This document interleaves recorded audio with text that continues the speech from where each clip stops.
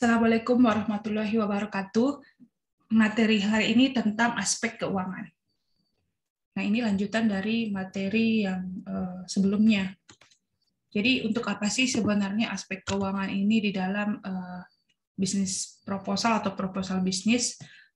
Saya ulangi, gunanya untuk mengetahui pendanaan sumber modal, kemudian berapa saja biaya yang dibutuhkan untuk membuat sebuah usaha atau menjalankan usaha kita. Nggak hanya biaya saja, itu juga perlu kira-kira kapan balik modalnya. Terus habis itu, selain kapan balik modal, ini juga berguna untuk proyeksi ya, pendapatan, kemudian target kita seperti apa. Nah, kalau aspek keuangan ini sebenarnya ada sumber dana ya. Sumber dana ini ada dua. Bisa modal sendiri, bisa dari modal pinjaman, atau modal sendiri ditambah modal pinjaman untuk menjalankan sebuah perusahaan. Nah, kalau misalnya kita punya modal sendiri, ya nggak harus pinjam, tetapi kalau memang kita tidak cukup uang, ya mau nggak mau kita harus pinjam. Oke, kemudian apa sih tujuan dari aspek keuangan ini? Ini sebenarnya untuk mengetahui perkiraan pendanaan dan aliran kas proyek atau bisnis sehingga dapat diketahui layak tidaknya rencana bisnis yang akan kita buat ini. Nah, tujuannya apa? Untuk menganalisa sumber dana dan kebutuhan dana yang diperlukan, kemudian untuk meneliti seberapa besar pendapatan yang akan diterima jika usaha tersebut dijalankan, kemudian memperhitungkan berapa lama investasi atau modal yang ditanamkan kembali. Nah, kegunaannya ini untuk 4 orang sebenarnya. Yang pertama untuk pemilik usaha sendiri, untuk memberi proyeksi keuntungan dan juga tingkat pengembalian usaha terhadap modal yang diinvestasikan. Kemudian kalau pemberi pinjaman memberikan perkiraan kemampuan pengembalian pinjaman yang mungkin akan diberikan yang dirinci sebagai angsuran pokok dan bunga pinjaman kalau kita mau minjam uang ya. Kemudian kalau untuk si pemerintah ini sebagai pemberi izin. Nah, ini penting untuk mengetahui apakah usaha yang akan didirikan itu mendatangkan tambahan retribusi atau pajak kepada pemerintah. Apakah dapat menciptakan lapangan pekerjaan baru dan memanfaatkan sumber daya yang ada secara efektif dan efisien sehingga dapat menambah atau setidaknya menghemat devisa negara. Kemudian untuk pelaksana usaha, ini adalah kinerja usahanya dapat berjalan sesuai dengan rencana.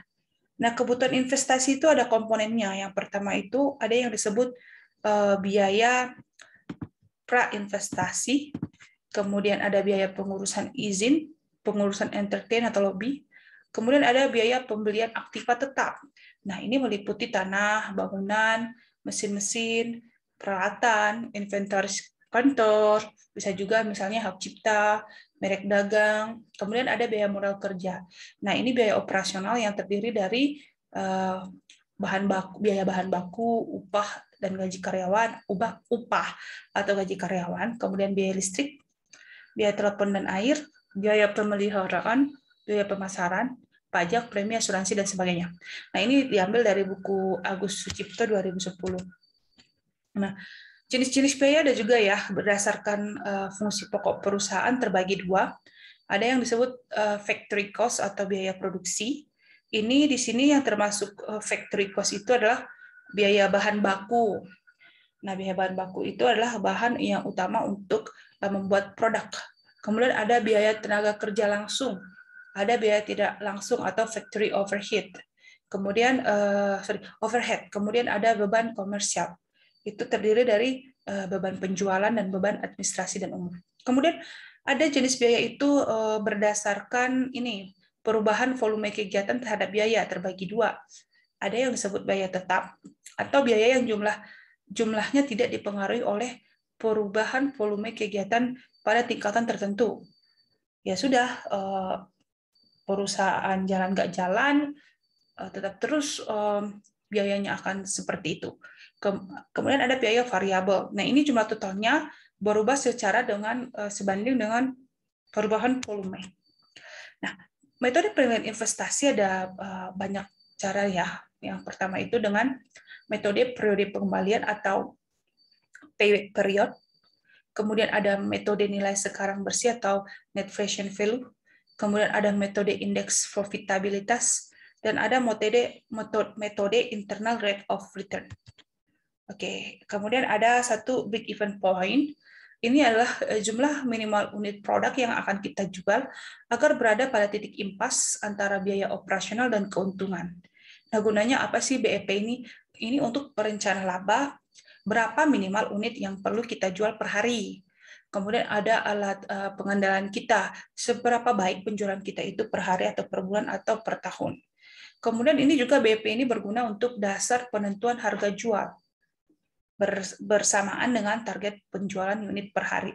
Nah, rumus BEP ada dua, ada BEP per unit, ada BEP per mata uang ya, bisa rupiah, bisa dolar, tergantung kurs yang kita butuhkan apa.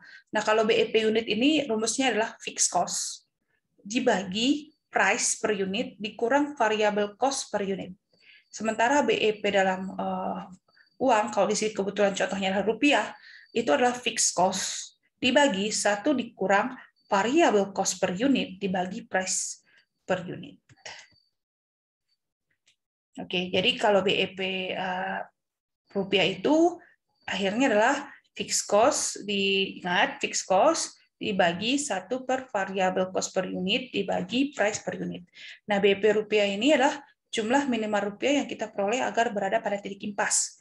Kalau kebetulan kita dalam mata uangnya rupiah. Kalau misalnya dolar, ya jumlah minimal dolar yang kita peroleh agar berada pada titik impas. Kemudian BEP rupiah ini diingat lagi bahwa ini BEP unit ya, artinya BEP unit dikalikan harga jual produksi atau jasa itu sendiri. Nah, ini perlu diketahui bahwasannya total fixed cost itu adalah biaya operasional tetap. Misalnya gaji pegawai, sewa lokasi, listrik, ini dihitung per bulan atau per hari. Sementara kalau variable cost itu modal per unitnya dibagi biaya operasional yang diperlukan per unit. Kalau price itu harga jual per unit produk. Nah, ini adalah contoh grafik BEP. Jadi ingat bahwasannya BEP itu adalah fixed cost, jadi fixed cost-nya flat, dibagi 1 dikurang variable cost per PP, itu adalah penjualan. Nah, TR ini ada di sini TR, kemudian ada TC, VC, kemudian FC, itu ada persamaan, ada artinya ya. Jadi kalau misalnya TR itu adalah total revenue, TC adalah total cost, sementara FC itu adalah variable cost, dan FC itu adalah fixed cost. Sementara X itu adalah volume produksi, dan Y kebetulan di sini adalah biaya. Nah, ini adalah contoh BEP. Diketahui biaya operasional per bulan sebuah warung nasi goreng, ini kebetulan saya ambil dari internet, ya, ada banyak sekali contoh seperti ini. Kemudian gaji pegawainya ada 1 juta, dan kebetulan jumlah karyawannya 5 orang. Jadinya 5 juta. Kemudian listrik 2 juta, air 500.000, sewa tempat itu 6 juta dibagi per tahun, akhirnya 500.000 per bulan.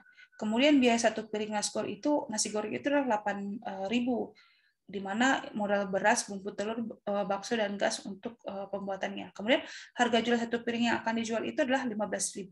Berapa piring nasi goreng yang harus dijual per hari agar tercapai BEP? Nah, caranya adalah kita hitung dulu total fixed cost-nya per bulan, yaitu 5 juta, ditambah 2 juta, tambah 500, tambah 500.000. Nah, 5 jutanya itu tadi adalah gaji pegawai, itu adalah termasuk fixed cost. Yang 2 jutanya adalah listrik, 500.000-nya adalah air dan sewa tempat. Jadi gaji pegawai, listrik, sewa tempat itu adalah fixed cost. Jadi dapatnya 8 juta. Sementara total fixed cost per hari itu tadi 8 juta dibagi 30, sehingga harganya itu dia dapat 267.000 per hari. Segini nih biaya tetap dia untuk membuat nasi goreng per hari, dilihat dari segi jumlah gaji karyawan, listrik, sewa tempat.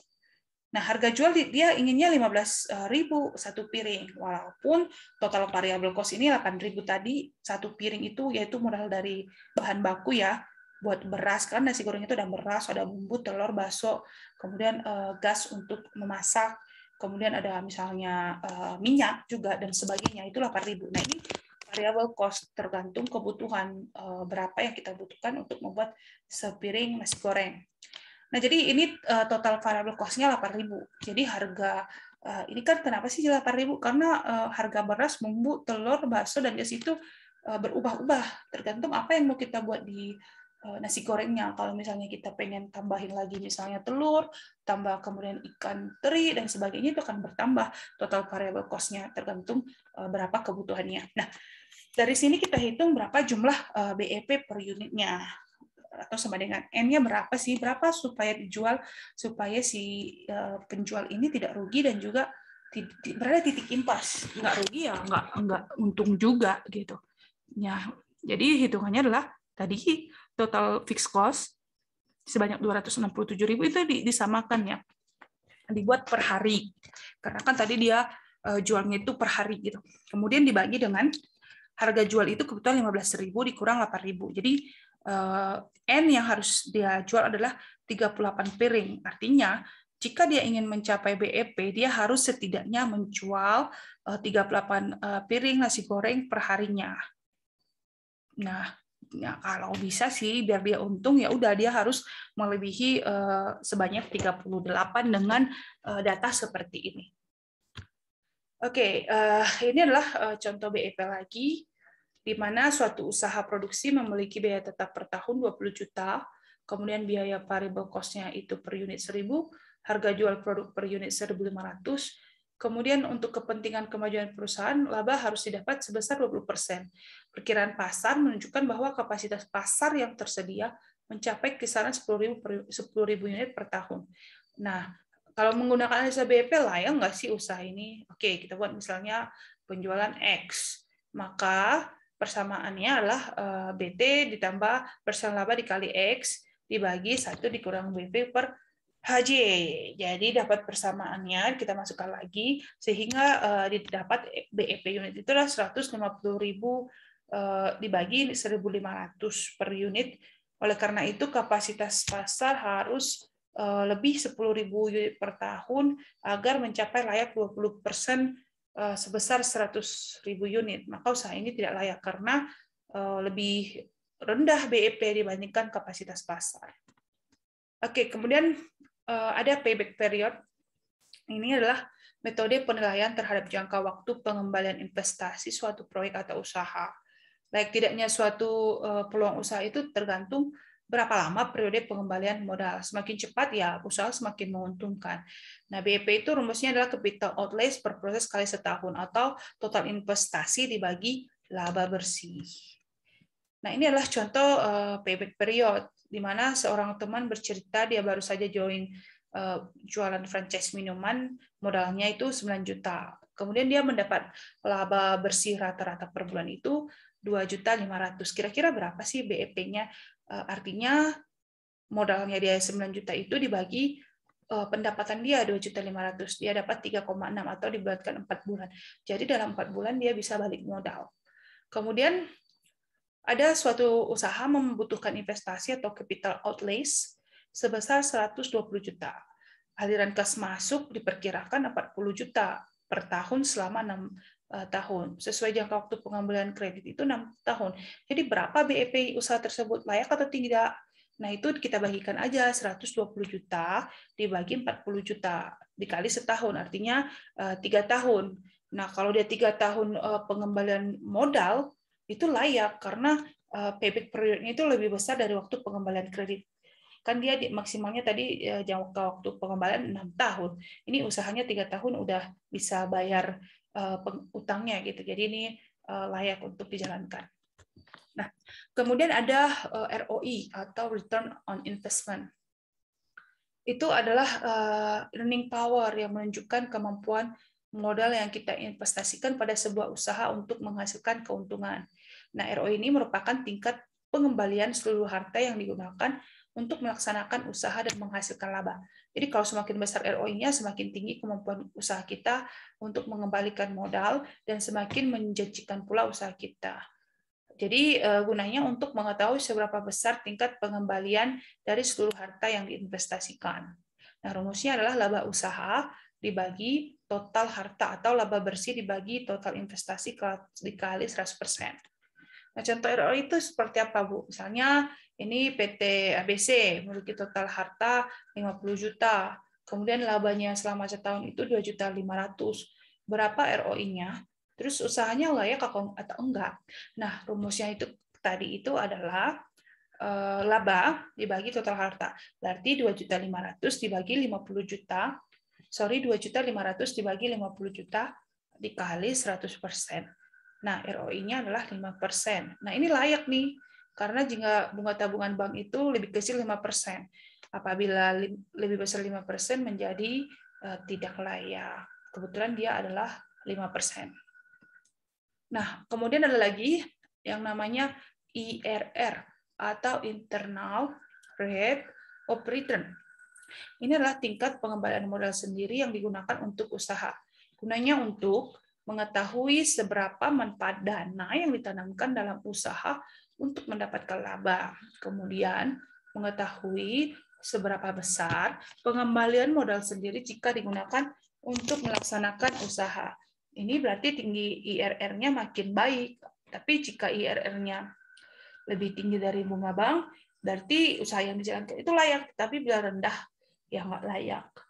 Rumus IRR itu adalah laba dibagi modal sendiri dikali 100%. Nah, contohnya adalah seperti ini. Ada Benjo telah menyetor modal usaha di awal tahun sebanyak 10 juta. Kemudian akhir tahun itu tersebut mendapat penghasilan keuntungan sebanyak 500.000. Kemudian berapa sih IRR dari usaha ini? Usaha tersebut layak atau enggak? Nah, kita bagi aja keuntungan 500.000 dibagi modal kita 10 juta dikali 100%, artinya dia dapat 5%. Nah, kalau misalnya IR 5%, usaha ini layak ya, karena jika bunga tabungan itu kecil 5%, ini kan lebih dari 5%. Artinya, oke, ini kalau misalnya usaha ini layak jika bunga tabungan bank itu lebih kecil dari 5%. Ini kan 5%. Oke, kemudian ini umur investasi 5 tahun ya, tahun 2004 sampai kemudian ini IAT-nya, kemudian ada penyusutan, proses kemudian 20% dan present value cash bersihnya. Nah, ini jika tahun pertama itu di tiap tahun ya, misalnya investasi 5 juta, proses tahun pertama adalah 1.750.000 dibagi 3.250.000 dan begitu seterusnya daftarnya. Nah, jadi dari data tersebut umur investasi itu layak untuk dijalankan. Kemudian ada juga net present value.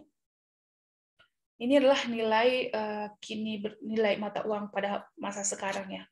Berguna untuk menganalisis aliran dana kas dan sekaligus dapat mengetahui nilai bersih pada saat ini. Misalnya rumusnya adalah NPV, aliran kas net dikurang biaya investasi. Jadi di sini kriterianya jika suatu usaha dinyatakan layak jika net present value-nya positif atau lebih besar dari 0.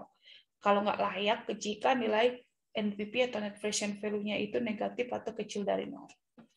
Nah, ini contohnya nih.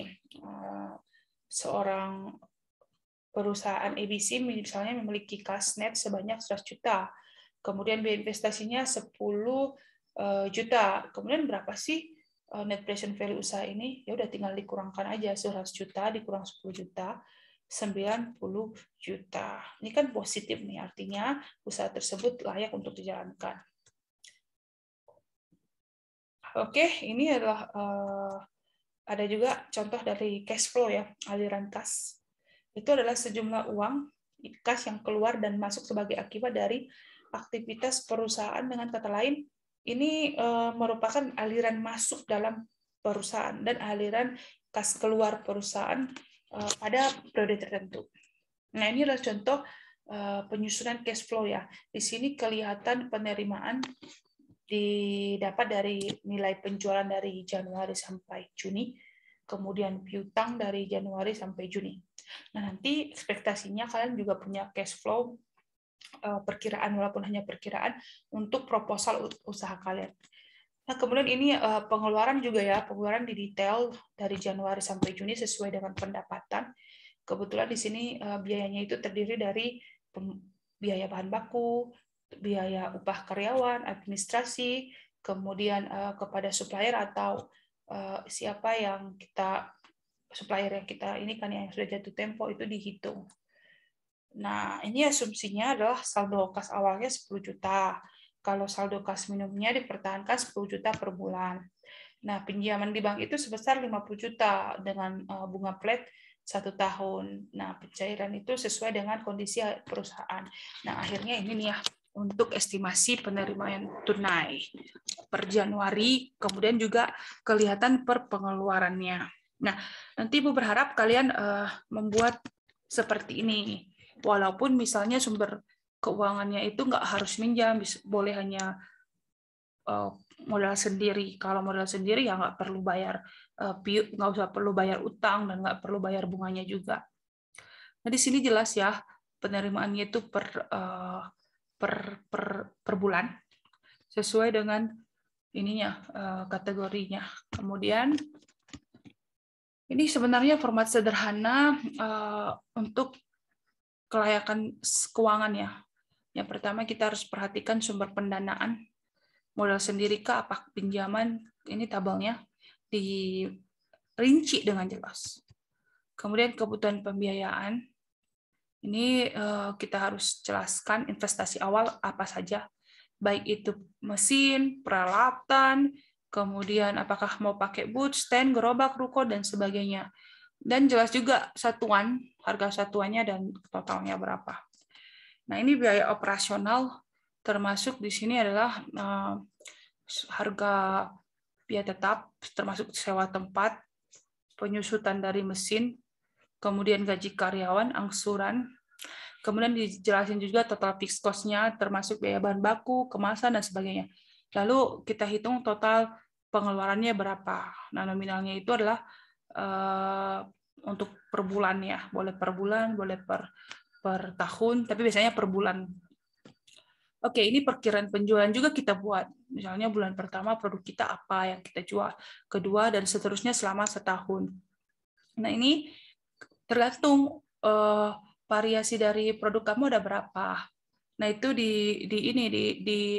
dijelasin dengan rinci. Kemudian total sales itu berapa, total penjualan serta biayanya berapa.